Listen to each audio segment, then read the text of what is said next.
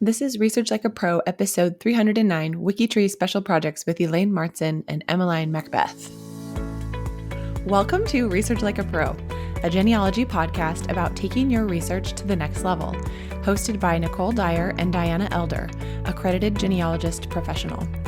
Diana and Nicole are the mother-daughter team at FamilyLocket.com and the authors of Research Like a Pro, a genealogist guide. With Robin Worthland, they also co-authored the companion volume, Research Like a Pro with DNA. Join Diana and Nicole as they discuss how to stay organized, make progress in their research, and solve difficult cases. Let's go! Today's episode is sponsored by newspapers.com. Hi everyone, welcome to Research Like a Pro. Hi Nicole, how are you doing today? Great. I've been entering a bunch of information that I got on my research trip into my log. How are you? I am doing well. I finished writing my report. Now I'm doing the wrap up. So I'm getting documents ready to upload to my tree, to Family Search, trying to get the information out there. So that's always a fun thing at the end of the project to wrap it up. Oh, good job. That's some of the things that we often forget to do, the wrap up. Right. And I've got all these reports and I've come to a good conclusion. I want to make sure the relationships are correct and put the documentation to show that. So I'm feeling pretty good about my conclusion. Well, great.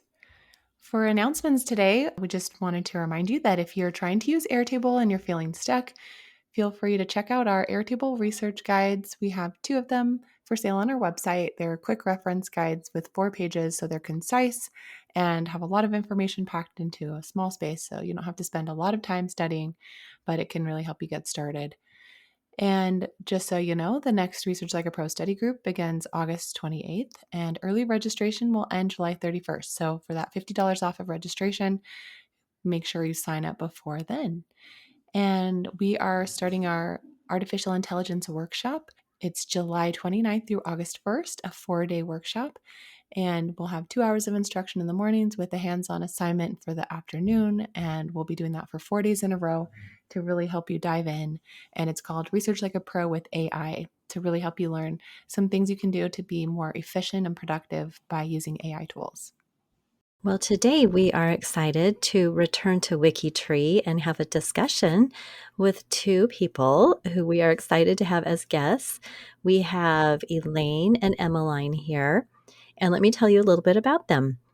Elaine is the leader for the Holocaust Project and a co-leader for the Jewish Roots and U.S. Black Heritage Projects, also known as USBH. Elaine's focus at USBH is the Heritage Exchange Program. Elaine also chips in for the Cemeteries Project, Data Doctors, and WikiTree Challenges for 2024. Elaine's family is primarily from the American South, as well as a bit of New York and Vermont. Roots extend back to England and Scotland, according to DNA, and some paper trails, which Elaine is slowly working on. And then we have Emmaline. Emma is a genealogist dedicated to finding birth parents for individuals, searching for them, and reconnecting enslaved ancestors with their descendants. Her goal is to reconnect all 10 plus million enslaved ancestors. Additionally, Emma is an author of young adult and middle grade fiction, writing under the pen name Emmaline Rose. Her passion for genealogy began at the age of 12, long before the era of the internet, and deepened with the advent of everyday DNA testing. She operates under the business names Emmaline Rose Books and Missing Link DNA. Originally from Northern California and having lived in several other locations, Emma now resides in Washington with her 2 sons. Her spare time is filled with more genealogy and writing, alongside reading and spending time with friends and family. So welcome to both of you. Hi. Thank you. It's great to be here. And of course, I love Elaine, so it's great to be with Elaine. We've worked together for 3 years, I think. No, 4. 4. Yeah. That's great. So what project are you guys working on together? Everything. Mainly U.S. Black Heritage. Yeah. But yes, we help each other out with a lot of things. Awesome. Well, you mentioned a project at WikiTree, so let's go really basic here for all of our listeners. And Elaine, can you just tell us what are projects at WikiTree and how are they organized? Sure. A project is simply a group of members organized around a topic or activity, on WikiTree. WikiTree is all about collaboration.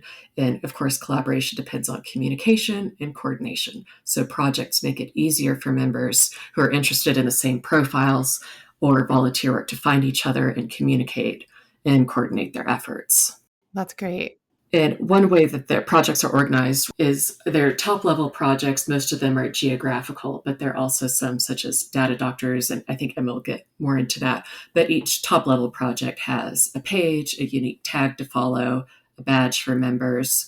And topical projects also have a project account and project box. Sub projects are a little smaller or less formal. So one example would be Remember the Children, which is under the Global Project. Most projects have teams. One example would be like I'm on the Alabama team for U.S. Black Heritage, and then England is divided into regional focus, as are a lot of the other country projects. One other type is free space projects, and those are the most informal one. And the only one I could think of right now is the Lizard Lounge ones that I started for Dallas, Texas, which it's a club that's pretty old and is now closed. So people can add profiles for people who would pass through and perform there. So that's a general overview of our projects. Wow, love that. Great examples. So it sounds like there are a limited number of top level projects. And then Yes. within the top level, there are sub projects that can help add additional projects, but you can't have too many top level ones because they all have their own badge and stuff. So, Right. Yes. Right. okay, cool. Thank you for explaining that. So, Emma, can you tell us some more specifics of the type of projects that are available on WikiTree? Yes, and I wanted to add to what Nicole was just saying. One of the reasons we have limited number of top level projects is there has to be a project leader for those, and those are more experienced members of WikiTree who've been around a long time and know the website really well. And so there's a limited number of project leaders available. But anybody can start, and like Elaine was talking about the Lizard Lounge, she started her own personal project. Anyone can start a personal space page project and invite others to join in with them on that topic of interest. But the top level projects that we have the geographical ones that Elaine mentioned, and that's by country. And then those can be narrowed down. Those countries can be split into smaller geographical areas with sub projects. And then we have topical projects, which are based on themes or cultural groups, such as the Mayflower Project, the Holocaust Project, the Native Americans, U.S. Black Heritage Project. And then we have functional projects, which actually help run the website. Lots of people help chipping in because, WikiTree is 99.9% volunteer run. And so all the members chip in with different parts of the running of the website that they enjoy. So, for instance, we have a greeters project. They greet all the new members who come in. We have all sorts of different profile improvement projects that help make sure the data on the profiles is good, that the relationships are solid. We have a DNA project. Mentor projects help members understand the website, help them understand genealogy. Adoption Angels, which I also lead, we help find birth parents for WikiTree members up to the grandparent level. And there's a lot of projects. So there's really something for absolutely everyone who loves genealogy. That is so wonderful. So, can I ask, what do you do when you're involved in a project? So, let's say if I wanted to be part of the U.S. Southern Colonies project, would I be working with those profiles or doing research? Yes, yes, Yes. and yes. It partly depends on the project because some projects have very specific tasks that they want to accomplish as a project. Some projects, there are only specific tasks. Other projects, it's a wider range. And so, like you mentioned, Southern Colonies, there may be something very specific you personally want to work on, and you want to collaborate with others on those tasks. And so you can choose something that has to do with the Southern Colonies and work with others, work with the project to accomplish what you're working on. Oh, wow, that's really neat. So, a way to give back to the community as well as probably to help with your own research if Absolutely. it's something you're really involved with. Great, thank you. Well, just as a follow up after what we've talked about so far, it sounds like projects really help to standardize different ways of formatting a profile so that there's consistency. Is that correct?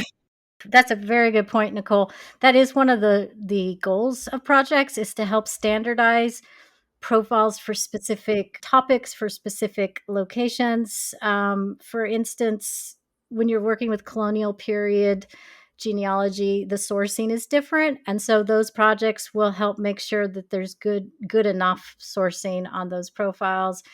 Geographical projects are going to help set the standards for what kinds of things should be on those profiles that are appropriate for their country. And so standardization is a very, very key part of projects. Well, it's just a brilliant idea. It's so cool. WikiTree has so many neat things that we're just learning about now.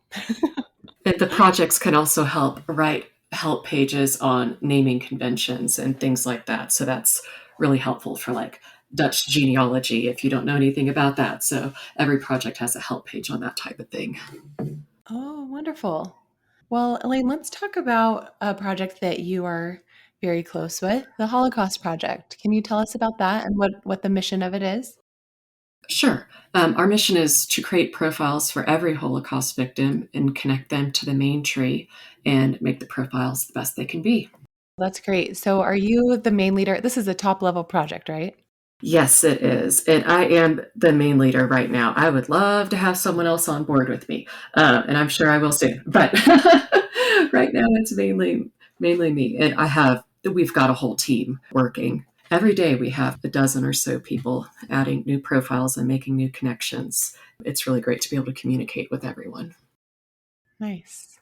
So, Elaine, how did you get involved with the Holocaust Project? Well, I'd become a project leader for U.S. Black Heritage and Jewish Roots, and there was no leader at the time for the Holocaust Project. Someone had to step away, and it's a topic I've been passionate about for years. And I realized that there still is no single genealogical database for every victim.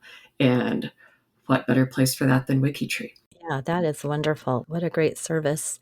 So, some of the profiles would need to be updated or corrected. Is that what you're mainly doing, is going through any profiles? Before I was leader, luckily the prior leaders had found a lot of older profiles and had gotten most of them up to speed, like using WikiTree Plus search, which is kind of an extra search engine on top of WikiTree to find profiles that needed work. So we were able to gather them all under the same roof, make sure the locations were correct so that we could find them again. So some of that work was already done when I showed up. So now we're mainly focused on adding more people. Well, depending on how you count, anywhere from 6 to 11 million people. We only have about 15,000, maybe 20 if we use WikiTree Plus to find some more. Anyway, we have a long way to go, but we've also made a lot of progress just in the last few months, just because of things like this podcast. I've been on YouTube a couple times, just getting more people introduced to WikiTree's Holocaust Project. Oh, good job with that outreach. And that's exciting, the progress that you've made in the last few months and the momentum. Tell us some of the research that you've done in the Holocaust Project. Just give us some stories or something. Oh, sure. Well, some of the resources that we've been able to use are the United States Holocaust Museum has a large database, Jood's Monument, which is the Dutch memorial, which has over 100,000 victims in it, as well as a fair number of their parents and extended relatives, so that we can use that research to connect to Dutch profiles that we already have on WikiTree. We also use Yad Vashem, which is the Israeli national database, Arlson Archives based in Germany. And we have a couple of WikiTree tech folks who are good at helping us pull in a couple birth dates and locations and make it easier to add people to WikiTree. And what's been also amazing is just we start with a single profile, and then we might end up finding someone who moved to the United States, or that 2 generations ago they were from Turkey. They still have relatives in China, like things like that. It's little stories that just expand over the entire globe. And that's been really interesting to learn more about.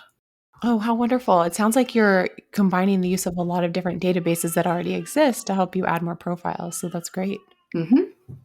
Yes, I was just wondering that same thing. Where are you getting all the names? So, have these institutions been really helpful? I'm sure they would want to have this information out on WikiTree, or it sounds like some of them are just public databases. I'm sure you've got both. They're all public databases, and as part of the Holocaust Project's growth, we do intend to be in communication with them in the future, but we haven't yet. We're kind of still at the very beginning, Yeah, so haven't reached out to a whole lot of people yet, but we'll get there. of course. So, as a project leader, what are you doing? What are you really focused on? How are you trying to encourage others to help? Right now, I'm mostly talking to current Wikitreers who may not realize that in their country there were a fair number of Holocaust victims, and once they realize that, they think, "Oh, yes, I would like to add some of them to Wikitree." So I've still been mainly working within the Wikitree world, but I am slowly reaching out to other places. So we chat in Discord, which is an online communication platform. People are on it all times of day or night because people are in Europe and Australia and everywhere. And then we also chat on G2G, which is genealogist to genealogist. It's a public forum on WikiTree. You have to have a WikiTree account to write on there, but it's publicly available to read for anyone. So we reach out on there, ask for help on particular profiles that we're stuck on. And then I've been on YouTube a couple times, and Sandy Craig has helped by making some YouTube shorts. I'm not a very tech person, but she's made a few videos for us that help get the word out. That's wonderful. And since you are worldwide, that really increases your reach. I guess I hadn't even thought about you being international and having Wikitreers from all over the globe. I've been so delighted to work with a lot of our European folks because doing the Black Heritage Project, I've mainly been working with Americans, although we do actually have a good number of Australians, Canadians, and some other folks too. But I've gotten to work a lot more closely with some of our English folks, Dutch, German, French, Czech, Hungarian. We have all kinds of folks on WikiTree, and they have taught me a lot. And I wish I could thank every single one of them. I've extremely grateful. They've all been a massive help to the project. What a wonderful description of the worldwide reach of WikiTree. Well, Elaine, tell us about some of the special standards for recording information about the Holocaust victims. Well, one of the main things is just record every single shred of evidence that you have. I mean, this is kind of true with all types of genealogy, but I feel like it's particularly important here because sometimes there's just one little clue, one mention of a cousin that can help connect to the world tree. And because it was a fairly recent event, especially with privacy regulations in Europe and stuff, sometimes it's hard to end up connecting folks. But one of the other things we do for recording information is we use WikiTree's categories. So that's a system to tag profiles into groups. So, for example, we use Auschwitz-Birkenau victims for one of our categories. And we have, for every concentration camp and ghetto, we have a different category. So there's a little auto fill feature on WikiTree that makes it really easy to fill in categories. We use it for cemeteries. There are all kinds of uses for every single project. So that's one of the important things to use the categories, use the research notes, and those are kind of the main things for it. Yes. Wow, you hit on a special challenge in that it is a recent event. And so, with all the privacy regulations, that probably presents quite a bit of a challenge. And I think sometimes we think that if it's a more recent generation, then it's easier genealogy. But in this instance, it does sound like it would be harder because I know in Europe they have really strong privacy Yes, and regulations. there are a fair number of countries that have death certificates available, even if they died in a camp in another country. They have a death certificate logged in that country, and it is accessible on the internet. So, not for every country, but sometimes it's challenging and sometimes it's not. It just really depends. Well, great. Thanks for sharing that with us so we can understand how it kind of works. And I love the idea of being able to tag people with categories. And then I'm assuming after you've done that, you can then see a list of everybody who's on WikiTree who was at that particular ghetto or concentration camp. Yes, exactly. So the categories are great for genealogy, but especially in this case, I think it's also really important for historical purposes. Like I can imagine once we get enough people on universities coming and checking out WikiTree to verify work in their own research. So I think that WikiTree's category system is very valuable for this. Very valuable for sure. This is such a fascinating conversation because I have, visited a concentration camp. I've been to the Holocaust Museum in Israel. I've read extensively on it, and it's so neat to have something like this to help people connect. And I'm just blown away at what you're doing. So thank you so much. It's just exciting to hear about. Sure. Well, let's have a word from our sponsor, newspapers.com. This episode is brought to you by newspapers.com. Discover your mom in the paper when you search newspapers.com. Find the stories that made her who she is today by searching the largest online newspaper archive. Newspapers.com makes it easy to find your mom, grandma, and others in the papers. Search more than 945 million pages from major news titles to small-town papers. Uncover birth and marriage announcements, obituaries, photos, and much, much more. Explore papers dating back to 1690 or as recent as last month. Newspapers.com is used by millions of people every month for genealogy, historical research, and more. Find something you like? With newspapers.com, it's a snap to save and share articles with family and friends or attach them directly to your ancestry tree. Use promo code FamilyLocket for a 20% discount on your subscription. That's code FamilyLocket and celebrate the stories of a lifetime with newspapers.com. Well, let's switch gears now and we'll talk about another special project at WikiTree. Emma, can you tell us about the U.S. Black Heritage Project and its mission?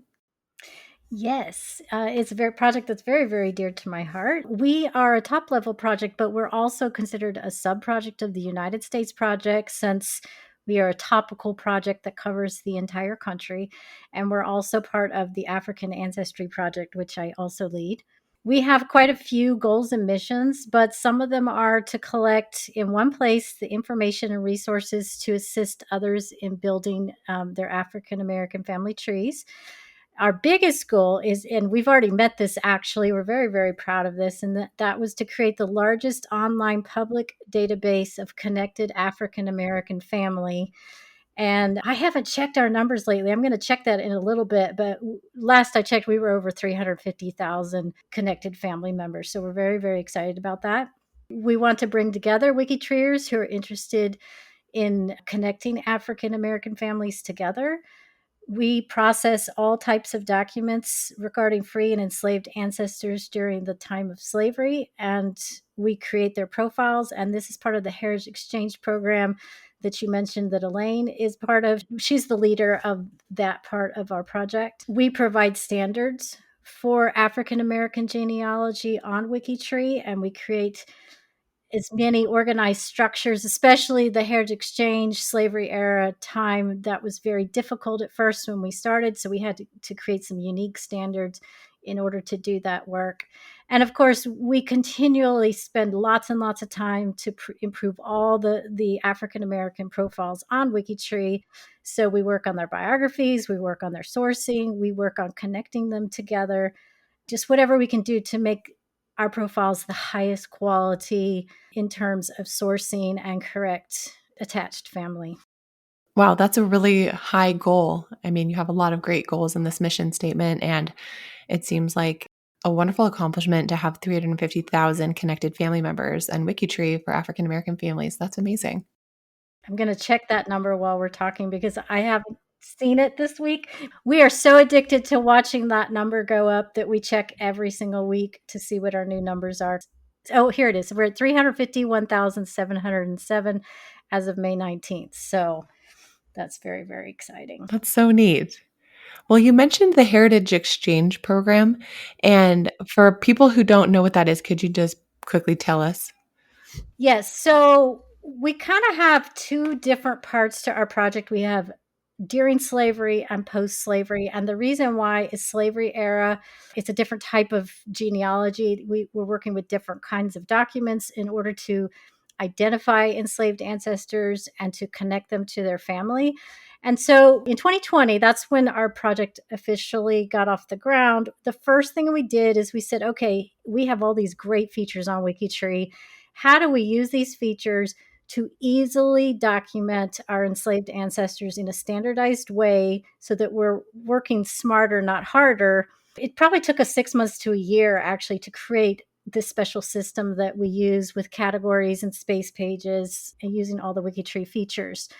And so Elaine oversees the work that's done on this particular part of our project. One of the biggest parts of what we do is we have to teach others how to use our system, because it's super, super important that everybody's using the system the same way and keep it standardized so that it's easier to make those connections once the profiles are created. And then, of course, like I said, our goal is to get every enslaved ancestor identified and then connected to their family. That's a tall, tall order, but we're determined to do it. Well, I'm just looking at your webpage here for the Heritage Exchange, and I see that you have got plantations, and clicking into those, it's looking like you are Mm-hmm. pulling the wills, the census, taxes, everything you can to identify all the enslaved people on that plantation. And then each one of those people has their own specific profile. And Yes. that is neat. So one of the things that we do is we're constantly looking for new types of documents that are available that we can access that may name enslaved ancestors. And then, of course, we're extracting the names. And in the beginning, their profile is what I call a placeholder profile, because we don't know a lot about them. We might just know their name and where they lived and a sort of time period when they lived. So we use kind of this placeholder system to get their profile created so that their name is out there. We've got a starting place for them. And then the next step is getting more information about that community and then, working to make the connection. Absolutely. And I imagine you'll eventually get into those manuscript collections where there's just a lot more information, letters, diaries, account books, all those types Oh, of things. we already do it all. Are Yeah. you already getting that? Oh, that's neat. We already do it all. It's just a matter of time because there's so much data out there, a lot of it that's never been touched, and we just need more people to help Right. to get it done. Well, it's really neat because I know years ago, as a matter of our client research, our own research, we run into documents that have enslaved people mentioned. Mhm. And I know I had written a blog post about that, putting that out there. And there have been a few other projects, I think Beyond Kin and maybe a couple others with this goal to try to get the information out. And so I love that you're bringing it together in one place. That's neat. Well, how did you even get started in this? It's kind of interesting. As a genetic genealogist, when I was working with Black clients, working with their DNA, I started seeing this pattern of trees that weren't full. There were just partial trees for all their DNA matches. It was hard. It was hard work. And so the first thing I did is I went out and I went on a little discovery journey. I said, why are the trees like this? What's going on? And that's when I learned about how slavery affects African American genealogy. And at that time, I said, you know what? We need a central database of connected trees where all the family is put together in this tree so that when someone's trying to work on their tree, they're working on genetic genealogy, they can go to this database and boom, there's that, at least part of that family where they can easily make those connections. And so in 2020, when I became a project leader at WikiTree, and I learned that the African American Project was started in 2015, but it never really blossomed into what it is now. And so I was like, oh my goodness, this is what I've been dreaming of building. I became the project leader in 2020 and we restarted the project. And that's when we started creating all these systems to create this worldwide database. And, like you mentioned, there are other groups who have been trying to do some of this work, but the problem is there's been no central database. And so the data is fragmented all over the internet. And in order for it to be powerful and really make connections that have never been made before, it needs to be all in one place. And so that's what we set out to do. And we're seeing success every single day now. And it's, oh my goodness, it is so exciting. Mhm. Well, I'm excited we're recording this podcast so we can get the word out there because I know there are many people that would love to be involved with this and would love to put the information that they find somewhere that's going to Mhm. be available widely. So this is great. And that's one of the things Elaine and I do is we go out to groups and people who are working on research projects and we tell them about what we're doing and we say, hey, can you bring your data to us and put it in this central database? Because, that will just increase the power of what we're doing. Absolutely. We have a couple people who host their own websites and then they want to close the website because it's too much for them and they're transferring the data to WikiTree. And we also have an email address, which can be in the show notes, where anyone can send family information about slavery that they would like added to WikiTree. Even better if they could join WikiTree and help us with it. We have probably a 6-month or so lead time on actually getting that accomplished, but we have an Excel sheet to-do list for getting the data onto WikiTree that people request. How great. It's neat that you have tasks and an organized way of doing it, and that you're able to take on some of the information other people have gathered, but then they don't know what to do with it. It's just such a great goal to get it all centralized into one place. And I've felt the same over the years, hearing about the various projects that they're kind of all scattered around. And so this is so great to finally have a place for everything that has been found and put it in one central location where they can all be linked together in one big family tree. Yes.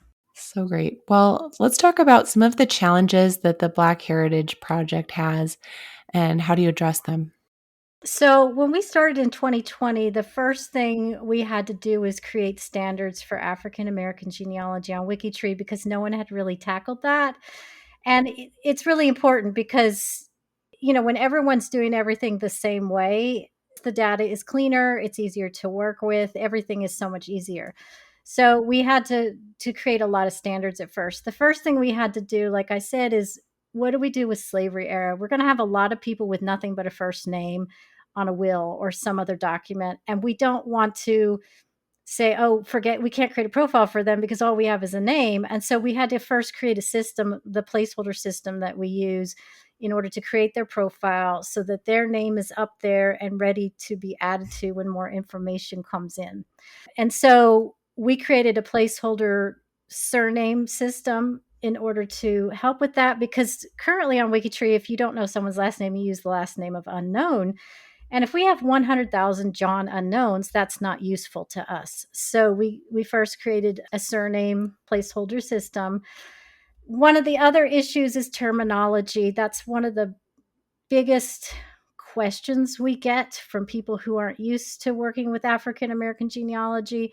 There's a lot of disagreement out there about preferred terminology. And so what we did is, well, personally, I went out and I spoke to a lot of people in the African American genealogy space, asking, what are you comfortable with? What do you prefer? What's the standard? There's really no one answer. And so we chose what we thought worked best in a genealogy context for WikiTree. And we have that posted up and we stick to that, because if we change the terminology every year, then we have hundreds of thousands of profiles we have to update. Eventually, we will come back and revisit that again in a couple years. And then it's how to work with this data that people aren't used to working with, the wills and the diaries and the plantation logs. And, most people are used to an 1850 census and they just go and there's their family and they create all the profiles. And that's not how it works for us during slavery era. So the Heritage Exchange Program, we're teaching each other how to use these other documents. And honestly, we're all still teaching each other because we keep coming across new types of documents and we have to figure out how to make the best use of them. One of our biggest challenges too is we bring in a lot of new people to slavery era genealogy, to African American genealogy. And so we have to teach them how this is different from what they're used to, how to read the documents, how to make sense of them, how to create profiles for them. Well, how does the placeholder system work for the last name? There's steps because everything kind of depends. But the basic system that we use is we use the known slave owner's last name, because we know that there's probably a 50-50 chance that actually was the last name that they kept. So we have a good chance of already having the correct last name. But also, they're going to be connected in some way to the slave owner. And so having that last name is genealogically useful to us. We have a banner at the top of their profile that says, we know this may not be their correct last name. It's just a placeholder. And when we get new information, we will update that last name. And so far, the system's been working really, really well for us. Wow, that makes a lot of sense. Yeah, it really does, because that surname ties them to a community, to a specific location, and that is so important. Yes. And that's the thing about the work that we do is we work by community. We don't go in and we don't pull one 1850 census record. We have to study in an entire community Mhm. at a time. You mentioned plantations as part of the work we do. We do community studies with these plantations, and we study who owned the plantation over time. We study bills of sales, wills, legal documents. There's a lot that goes into. I don't spend a lot of time with Heritage Exchange because it's super, super hard work. And I just want to say thank you to our team who does this work day in and day out. Huge. Well, it's a lot of data, and then you also have to track the families that are moving back and forth, and that the enslaved people could be moving with them. We're going from Georgia Yes. to Mississippi, and it is a very involved project, so that's so neat. Well, if someone is listening and they have this scenario where they have found people mentioned in a tax record or a will or a probate, what can they do? So, as Elaine mentioned, there's one of two things that they can do. They can either send us the information. We have an email address at the bottom of our project page that's specific for taking in slavery era information that people want to send us. And they can send us images as well at that email. Or even better is if they want to join WikiTree and join our project and learn how to work with the WikiTree system and help us put these people on WikiTree, that would be absolutely amazing. Yeah, there's some learning curve to it, but it's not rocket science. We have it all. We have it laid out in written pages. We have a few help videos, and we're always available via email and G2G, etc., for specific questions. So we've onboarded lots and lots of people and are looking forward to more. Oh, that's great. Well, the more people you get who are helping, the more progress you're going to make, and the better it is for everyone. So this is a neat opportunity for anyone looking to give back and to do something a little bit different, maybe outside of what you're currently doing with your genealogy work.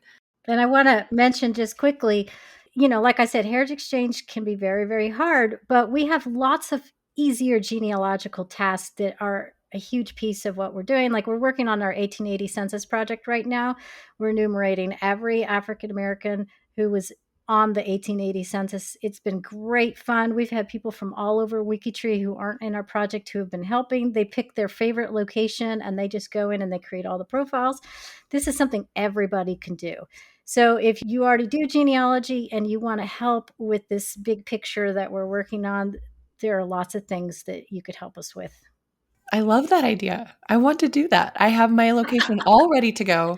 I've got 2 ideas actually, but of course I'm gonna do Hawkins County, Tennessee, because that's Oh, where all yes, the please. buyers are from, where and Yes, Tennessee needs a lot of love. We have, I think, 6 or 7 states finished, but Tennessee's a huge, huge one.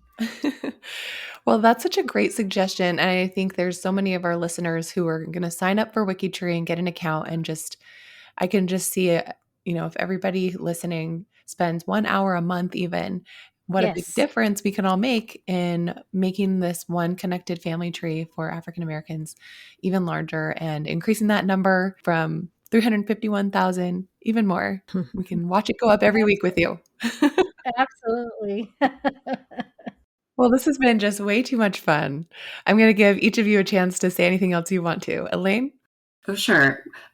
We're welcoming new members all the time for the Holocaust Project, and we have an Auschwitz 2025 initiative where we're trying to add all the victims by Remembrance Day, January 27th, 2025. Honestly, I do not know if we will make it, but I think we'll get close, and we've gotten lots of people interested, and I've been very grateful for all the help that's occurred. Oh, what a fun goal. I love that. And that's some concrete goal to focus on the Auschwitz camp and stuff. Mhm. Well, Emmeline, do you have anything else you want to talk about? Well, we love goals, especially in the U.S. Black Heritage Project. Our goal for this year was to reach 400,000 profiles. We're just about to reach it because we've had so much help this year. We are so flabbergasted. We're so excited. And part of that is because of the 1880 project. And we've had people from, like I said, all over WikiTree, all over the world, not just Americans, work with us who are working on that specific project. And so I just encourage everybody to come do what's your happy place. If you love working on cemeteries, if you love working on the federal census, whatever it is, we need help in that area. So come join us and be a part of this amazing, amazing database that we're creating. It is amazing. I love it. And I'm so happy that you guys took the time to come on our podcast and talk about it, because it's just, I feel like something that is underknown about. I don't know the right word for that, but it's underappreciated. So we are just really happy that we had this conversation with you. Thanks so much for coming. Thank y'all. Thank you for having us. It's been so great to hear about this. And I just really appreciate the work that you're doing. So thank you. Thank you from I'm sure all of our listeners. Well, thanks everyone for listening, and we will talk to you next time. Bye-bye. Bye. Thank you for listening. We hope that something you heard today will help you make progress in your research. If you want to learn more, purchase our books, Research Like a Pro and Research Like a Pro with DNA on Amazon.com and other booksellers. You can also register for our online courses or study groups of the same names. Learn more at familylocket.com/services. To share your progress and ask questions, join our private Facebook group by sending us your book receipt or joining our courses. To get updates in your email inbox each Monday, subscribe to our newsletter at familylocket.com/newsletter. Please subscribe, rate, and review our podcast. We read each review and are so thankful for them. We hope you'll start now to research like a pro.